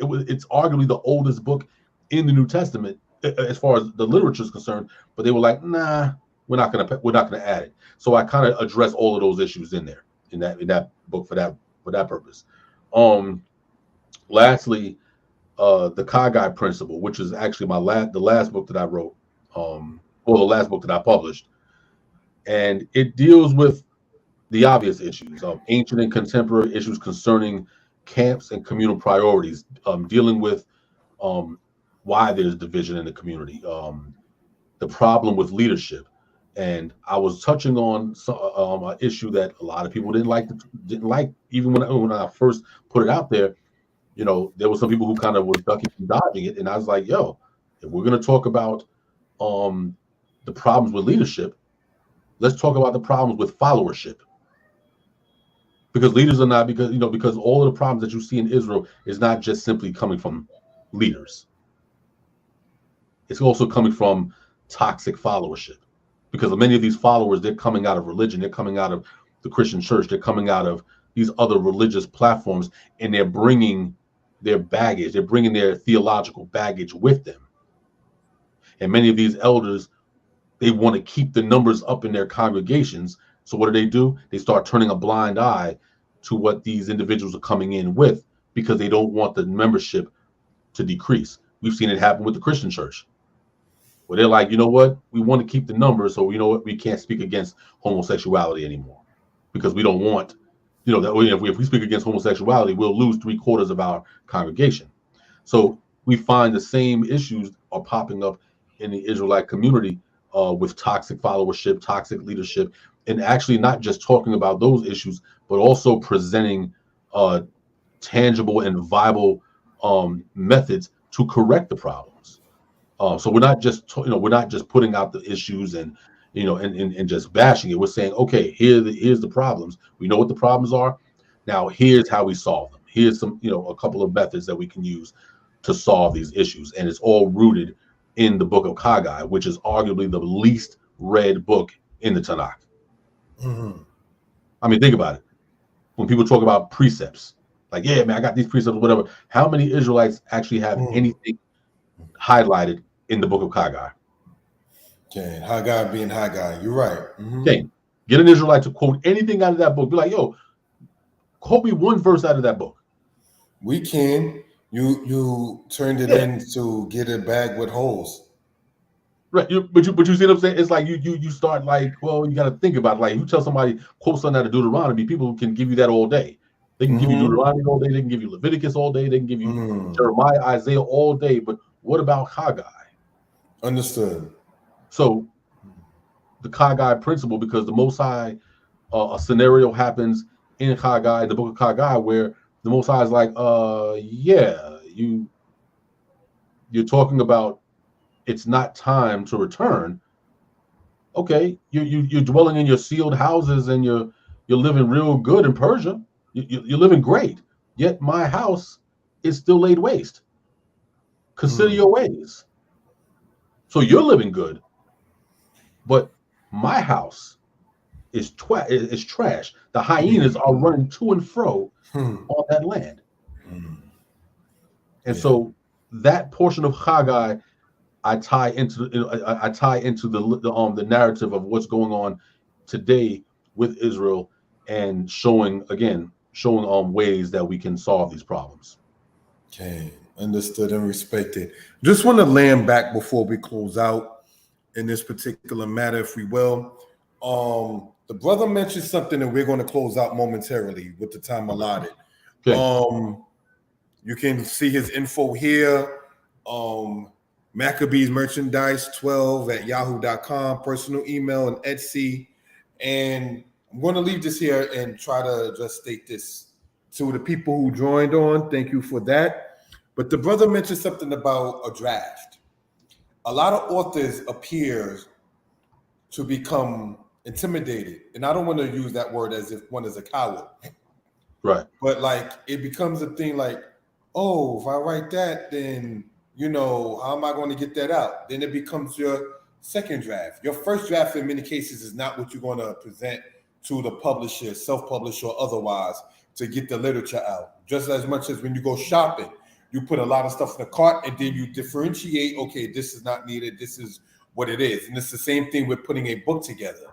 Don't let that deter you from getting your literature out, because let's remember, your first draft is not going to be what you present to the people. It's just as much as your morning face. And I say this in no disrespect to people. Your morning face in many cases is not what you present to people. Mm-hmm. Well, your first draft is not what you present to people. So I just want to emphasize that for edification purposes. And there's an old saying in the area of writing and authorship. There's the old saying is there's no such thing as good authors, only good editors. Mm-hmm. And that goes to your point that like when you first write something, it doesn't look that good because you're trying to figure out your thoughts, trying to get everything arranged. So being being an author is not really the big deal. It's what you do after the fact. It's the editing.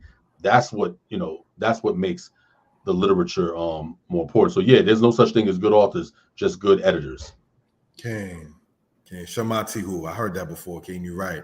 So I'm going to ask the brother as we close out in the next 2 or so minutes to talk about his business, how to reach out to him. Again, subscribe to the channel, and we're going to, when we're both free, do a part 2 to this with the time allotted. We don't want to go into 12 and 1 a.m., just giving the people the respect who decided to stay up with us in this live. So I'm going to say, in closing out, giving honor and praise unto the Most High, the Creator and the Maker of heaven and earth. My name, as my lady Sarai has put in there, Yeshiah Yisrael. I can personally be reached at 908-587-4841. And you can see the brother's information here. We went over some of the things that the brother has. And just to show this, he has some oils, some hats, once it comes down to the Hebraic matter, for those who are interested in this case here. All right, this is going to be part 2, but we're going to get back to that. So just want to show that. I'm going to close out. I'm going to mute my mic. Shalom. Hallelujah. So yeah, so I mean, what's this? What's going on here? No, I'm just muting my mic, brother. Continue. Sorry. Yeah, no, yeah. So what I already put the that copy and pasted that information, my email, contact store information into the comments section. But just for anybody, if everybody who's listening, I can be reached at you can reach me at Beit Aguda Educational Center at yahoo.com. My Etsy store, you can go to Etsy and just type in Maccabees merchandise. Find a bunch of quality garments, quality Hebraic regalia, and different things of that nature.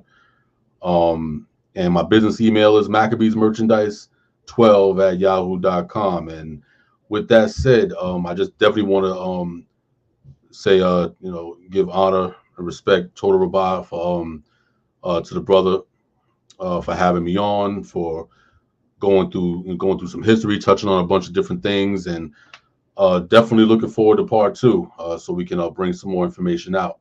So with that said, Yebreka Yahweh Yishmereka, may the Most High bless and guard.